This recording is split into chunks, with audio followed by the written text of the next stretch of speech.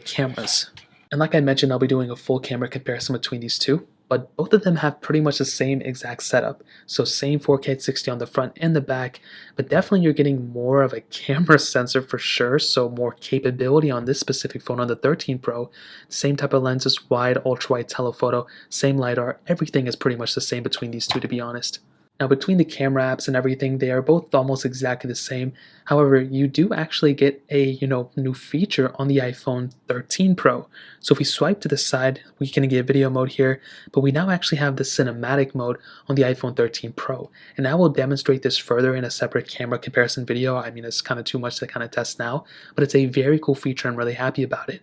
But other than that, I haven't really been able to tell too many crazy differences between these two. And I think that's probably without, too much hearsay because it's kind of a given. Now with the 12 Pro camera, I mean, this is without a doubt one of the best cameras ever still. I mean, it's very solid. That ultra-wide sensor, which is beautiful. You also have that telephoto lens, which allows you to zoom in a lot. This was my personal phone. I've taken really good photos on this thing. And to be honest, I really don't think going from an iPhone 12 Pro to a 13 Pro is a crazy big difference. But like I mentioned, we will save my full thoughts for that video. But I think this is a very good camera still, and it's an incremental update. It's not like from an iPhone XS to the 11 Pro. Since the 11 Pro, they've kind of been incremental to be honest. But this is still a very solid sensor, 4K 60 on the front and the back, but definitely better sensor on the 13 Pro.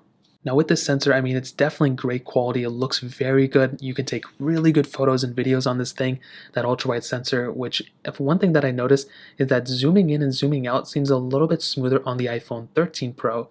So that's one thing I noticed for sure between all these series, which I think is pretty nice. But this is a very good sensor. 4K 60 on the front and the back, a bigger sensor so they look much better, but also the cinematic mode, some people may actually prefer that. So like me personally, I think I may use this every once in a while, but it is a cool feature to have. Apple still has to tune it up a little bit, but I think overall the camera sensor on the 13 Pro is better, but it was still really good on the 12 Pro as well. And now we make it